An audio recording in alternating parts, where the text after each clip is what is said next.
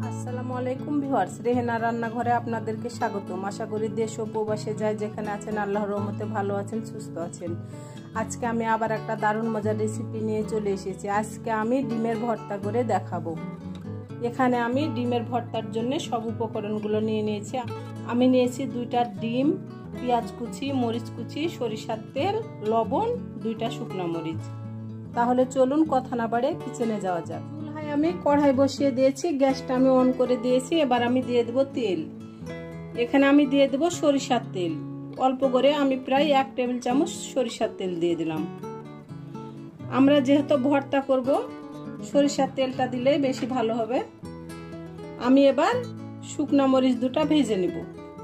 মরিচ 2টা আমার ভাজা হয়ে গেছে। এবার আমি মরিচ 2টাকে উঠিয়ে নিব। মরিচ 2টা উঠিয়ে নিলাম। আমি দিয়ে দেব পেঁয়াজ কুচি। আমি দিয়ে দেব 2টা কাঁচামরিচ কুচি। আমি এবার পেঁয়াজ আর কাঁচামরিচটাকে আমি ভেজে নেব। পেঁয়াজ আর কাঁচামরিচগুলো আমার ভাজা হয়ে গেছে। এবার আমি এগুলোকে উঠিয়ে নেব। আমি এই প্লেটে উঠিয়ে নিলাম।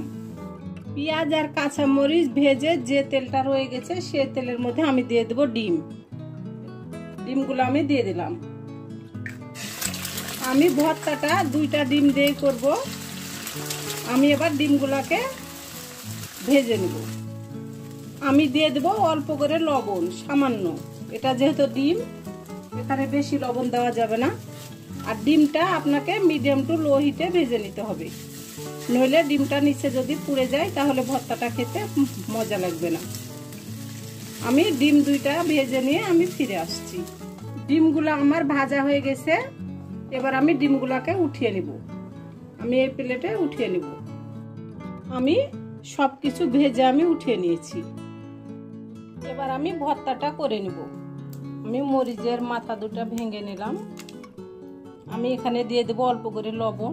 এটা যেহেতু ডিম, এখানে খুব সামান্য পরিমাণ লবণ ব্যবহার করতে হবে, এখানে বেশি লবণ লাগবে না। আমি এবার মরিচ 2টাকে লবণ দিয়ে চটকে নেব।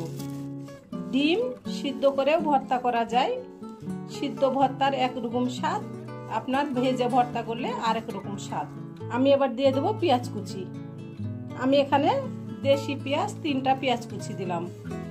ডিমের ভর্তাতে পেঁয়াজ কুচিটা বেশি দিলে খেতে খুব মজাই লাগে, খারাপ লাগে না। আমি পেঁয়াজগুলোকে ভালো করে আমি চটকে নিয়েছি। এখানে আমি দিয়ে দেব সরিষার তেল।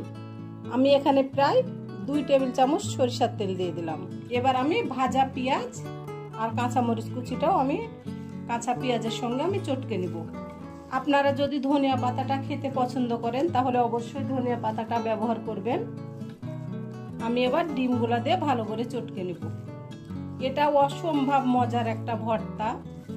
একবার হলো আমি যেভাবে ভর্তাটা বানালাম আপনারা বানিয়ে খেয়ে দেখুন। এরকম ভর্তা যদি থাকে গরম ভাতের সঙ্গে তাহলে আর অন্য কোনো কিছুই লাগবে না। আপনার 1 প্লেট ভাত নিমিষে খাওয়া হয়ে যাবে। আমার রেসিপিগুলো যদি ভালো লাগে তাহলে আমার ভিডিওগুলো দেখার অনুরোধ রইল। যদি ফেসবুক থেকে দেখেন তাহলে অবশ্যই একটা ফলো দিয়ে দিবেন। ইউটিউব থেকে দেখলে একটা সাবস্ক্রাইব করার অনুরোধ রইল। হাতে যদি সময় থাকে লাইক শেয়ার কমেন্ট করে দিয়েন। আপনাদের একটা শেয়ারে আমি অনেক দূরে এগিয়ে যেতে পারবো। আমি লবণটা এর মধ্যে চেক করে নিয়েছি, আমার লবণটা ঠিকঠাক আছে।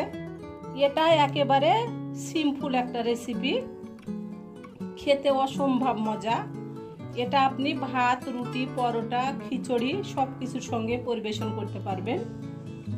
একেবারে ঝটপট একটা রেসিপি। আমি এবার আপনাদেরকে পরিবেশন করে দেখাচ্ছি। আমার পরিবেশন করা, আশা করি আমার রেসিপিটা অবশ্যই ভালো লাগবে। যদি ভালো লাগে তাহলে আমার চ্যানেলটিতে লাইক কমেন্ট শেয়ার করতে ভুলবেন না। বেশি বেশি করে সাবস্ক্রাইব করার অনুরোধ রইল। তাহলে আজকের মতো এখানে বিদায়। আবার অন্য কোনো রেসিপি নিয়ে আসবো। সবাই ভালো থাকবেন। আল্লাহ হাফেজ।